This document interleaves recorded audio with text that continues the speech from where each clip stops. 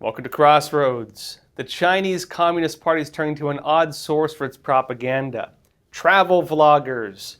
Now, the CCP has been using its state-run news outlets and also other entities to promote the channels of propagandists.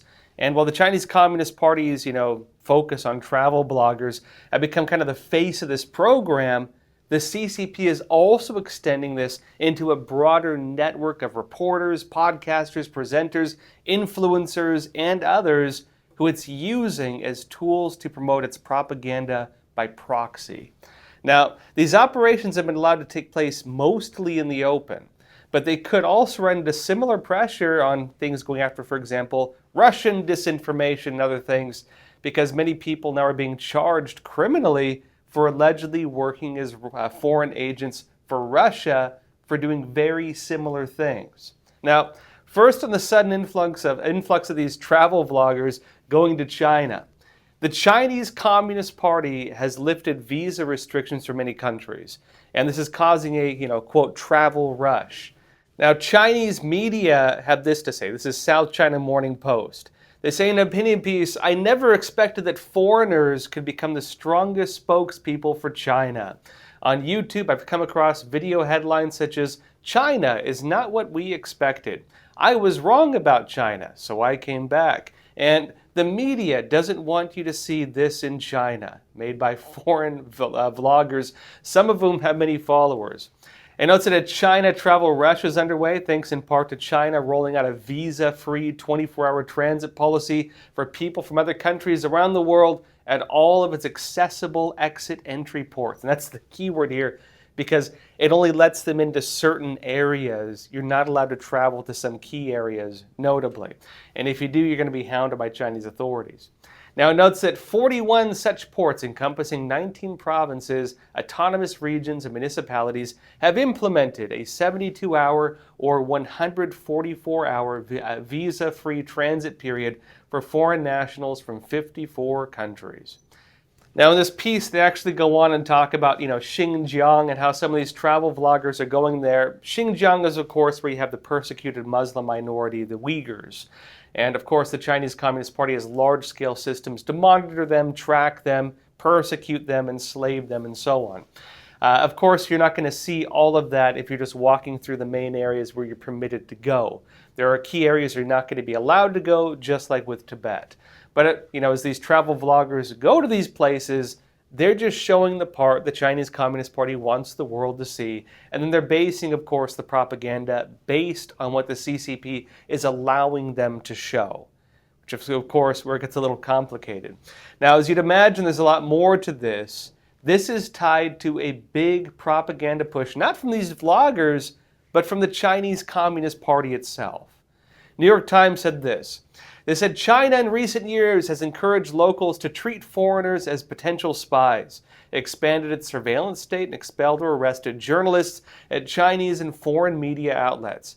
But it points to the carefree travel videos as proof from Westerners that criticisms about those issues are manufactured." In other words, the CCP is using these people. It notes that one individual, Chung Lei, an Australian journalist who was recently released after serving 3 years in prison in China on charges of endangering national security, has described China as a, quote, "locked paradise," where prosperity and technological prowess help whitewash the abuses of authoritarianism. And said as well, "If you are a visitor, you can have a great time biking around the alleys, trying the food, talking to locals, taking the high-speed train," she wrote this month. But she said, quote, "You forget that you are on a massive movie set seeing a facade of freedom."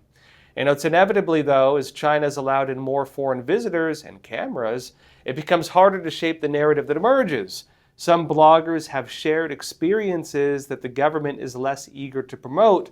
And of course, if that happens, well, you see the opposite side of it. Rather than promote you, they punish you. Now, it's basically the Truman Show. Maybe some of you have seen that movie, Jim Carrey. And he's living in a world where everybody's friendly and nice, and then he comes to realize that every single person around him is an actor, and everything is set up, and it's fake. That is the experience of journalists and vloggers and travel people going to China trying to show a picture of it to the rest of the world. Because what happens is this: the Chinese Communist Party regards you as an instrument through which it can use to promote the image it wants the world to see. This is why even journalists with mainstream media going to China can't operate there if they dare to report the truth. And of course, the CCP allows some gray area.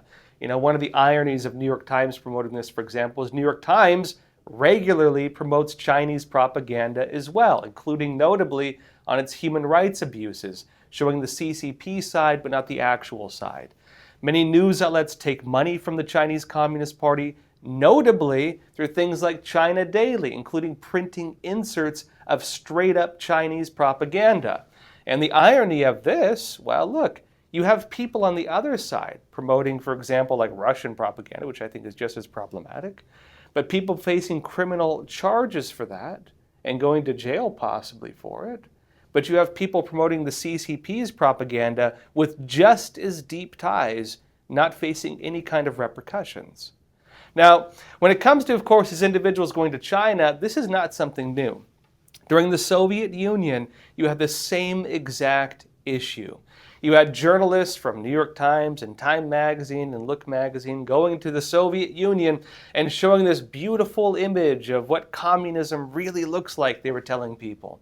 Of course, what they were really showing is what's called a Potemkin village, a fake facade being propped up by the regime that it wanted the world to see. And what ended up happening was this: journalists went there. They were approached by special agents. The special agents pretended to be their friends. They wined them and dined them and took them around and showed them the grand nature of everything they'd built, but it was all fake. It was acts. It was false images. It was, for example, fake events. It was these types of things. But these journalists, still wanting to just believe what they saw in front of them, were towing the party line and promoted the party line. It's the exact same thing right now with the Chinese Communist Party. Now, look, it's also one of those things where, again, if you promote it, if you do the thing the CCP wants you to do, if you toe the party line, they help you. They might even pay you for it. But if you don't, you face getting blacklisted or worse. Notably, I can't go to China, for example. And notably, for example, the vloggers, right, these travel vloggers and so on, who say what the CCP wants them to say, well, they're getting used by the Chinese Communist Party. We'll be talking about this more after we come back from a quick break. Experts agree, one of the best ways to protect against financial uncertainty is to diversify your portfolio. Learn how physical gold and silver can secure your retirement funds from today's economic challenges with a gold IRA from American Hartford Gold. You can safeguard your wealth with no penalties or taxes when you transfer your current qualifying retirement accounts. Call now and our precious metals specialists will send you a free information kit, no cost or obligation. American Hartford Gold, a trusted industry leader with an A+ from the Better Business Bureau, has a 5-star rating from thousands of happy clients. Whether you are getting physical precious metals in a gold IRA or delivered to your doorstep, we offer only the highest quality gold and silver. For your peace of mind, we also offer a no-fee buyback commitment, a low price guarantee, along with free shipping and free insurance. So don't wait. Call the number on your screen today and secure your financial future.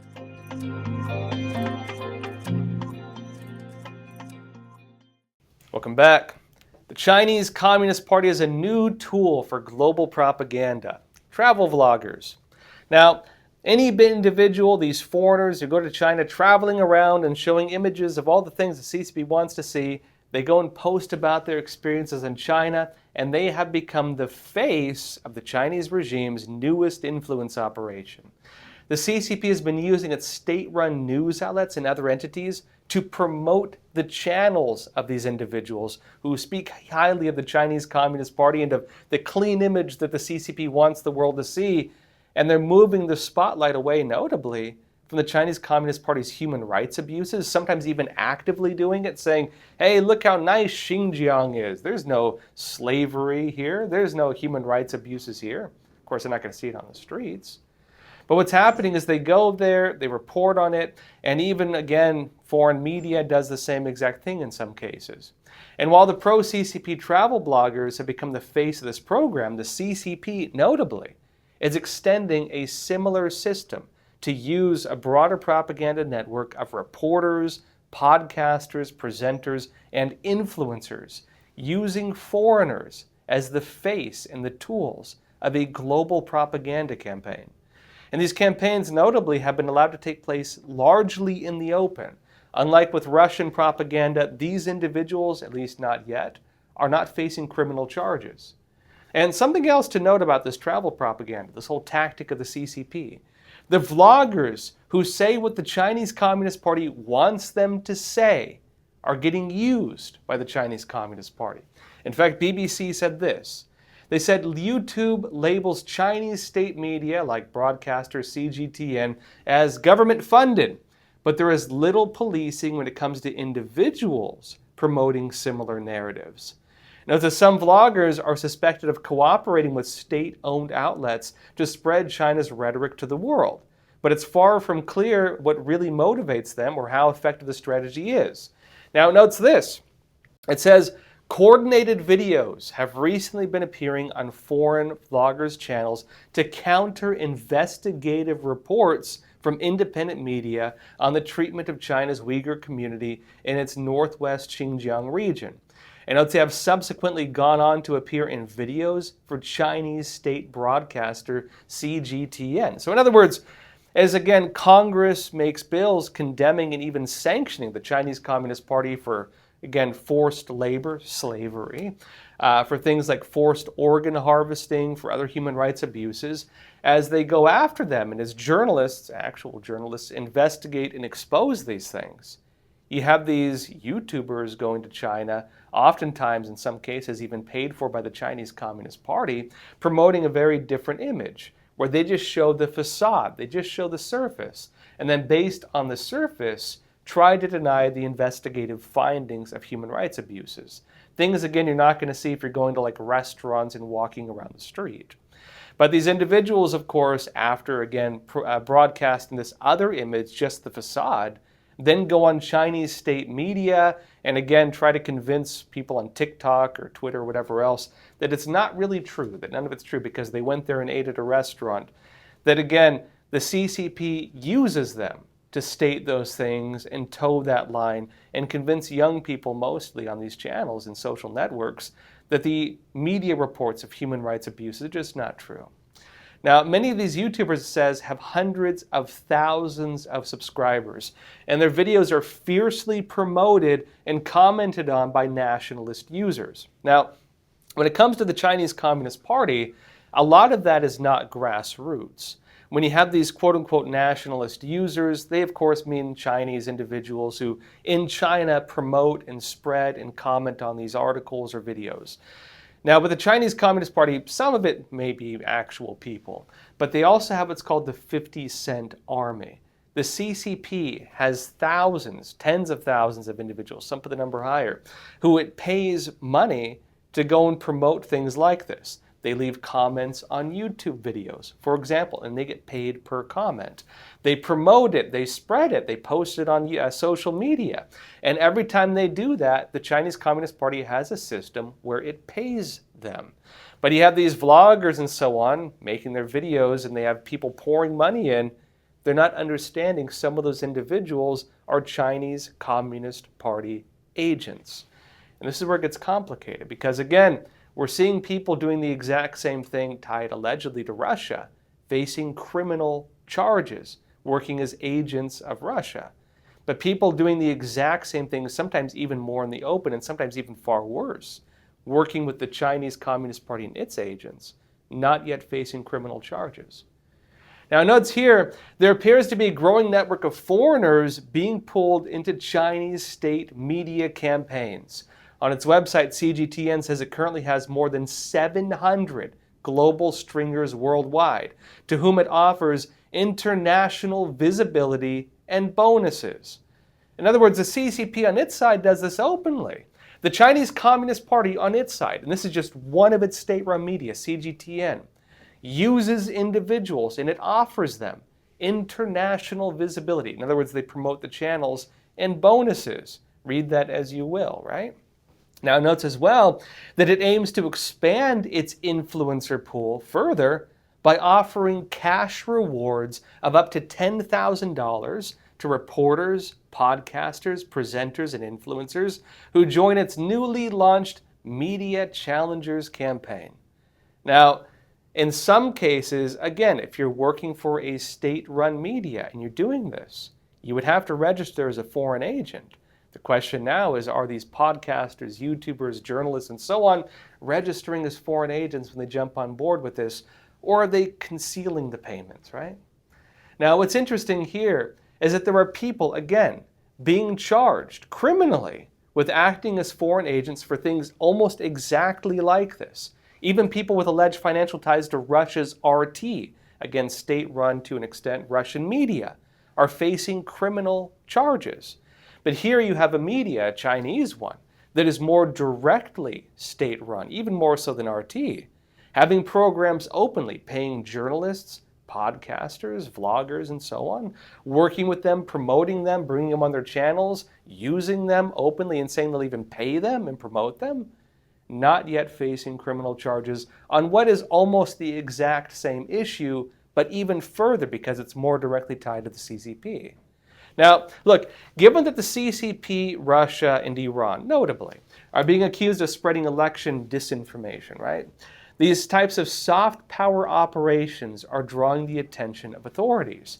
In the United States and elsewhere, they're getting a lot of attention because of this. There are real concerns. For example, the Trump campaign came out recently, and they said that they were breached, they were hacked by Iran. And they noted that Iran then, again, took that information allegedly and then fed it to journalists at U.S. media. Now, the journalists at those U.S. news outlets, they said that they would not publish it given the fact that it was stolen allegedly by Iran and provided to them with the intent, allegedly again, to interfere with the U.S. elections. But now Russia is being accused of the same thing. In fact, you have some conservative journalists facing criminal charges right now on that allegation. Now the question is the CCP operation of that same nature? Well, maybe not interfering with the elections, maybe it is, we don't really know. But acting as a foreign agent, the core charge, yes, it's the exact same thing. Now, a possible issue with these operations is that while Russia propagandists aren't as common, right? There aren't as many of them. RT is one of the main Russian state-run news outlets. They have a few smaller ones. The CCP has a very large one, though. They have many state-run news outlets, and notably, a lot of major news outlets have taken a lot of money from the Chinese Communist Party. For example, from the Chinese Communist Party's state-run China Daily, which has even openly published inserts in many major U.S. news outlets. The Chinese Communist Party does a lot of this openly. The Chinese Communist Party's financial ties to American news outlets, American individual journalists, American vloggers, American podcasters. And these individuals, at least not yet, are not being treated with the same level of scrutiny. And the type of propaganda operations that they're doing, notably, they're resulting in criminal charges on one side, if you're tied to Russia, for example. But they're not getting the same level of attention on the other side, if you're tied with the Chinese Communist Party. But notably, as the conflicts with the CCP grow, as the CCP deepens its no limits agreement with Russia, as the war in Europe rages, of course, and probably spreads, and as the Chinese Communist Party works together with Iran and other countries and pushing into the South China Sea and even the Arctic as this grows, and also notably as the Chinese Communist Party's human rights abuses get more attention, it is possible that we could see criminal charges against propagandists working as CCP agents treated with the same legal standards as the propagandists working allegedly as Russian agents. Because again, normally you have equal representation under the law. Normally you have equal enforcement under the law. And so why is it that one news outlet can get charged on one side, but on the same exact issue tied to China, it's not treated the same? Individuals could make this argument, and it's very likely, I think, in the trajectory we're on, we could start seeing criminal charges more broadly on this. Now, notably in Taiwan, they already actually go after operations like this. In Taiwan, broad CCP operations like this are getting exposed more regularly, including CCP operations targeting politicians. I'll be talking more about this global pushback against the CCP's influence operations only on epochtv.com. So if you're watching on YouTube, Facebook, X, Rumble, there's a link in the description below. Click on that. You'll get access to the rest of this episode, as well as our whole library of shows and our hard-hitting documentaries on issues that really matter, like the Chinese Communist Party's 100-year plan to defeat the United States. The CCP is one of the biggest threats to this country. They're using things like propaganda, video games, entertainment, movies, culture to subvert and influence the next generation. If you'd like to find out more about what the CCP is plotting against America, watch my documentary, The Final War, the 100-year plot to defeat America. You can find the link in the description below, and I'll show you all a trailer before you go exclusively to epochtv.com for the rest of this episode. I'll see you there. The greatest threat facing the United States is the CCP. The Epoch Times investigation team had studied the CCP for years, but what we uncovered was yielding evidence beyond our imagination. With Chairman Mao, with the Prime Minister, our talks have been characterized by frankness. The Clinton administration said, oh, don't worry about it. This will be a poison pill for China. China's strategic goal is to make sure that the U.S. has 4 enemies, and one of them must be a terrorist group. We are giving of our life's blood so that the Chinese Communist Party can survive and thrive.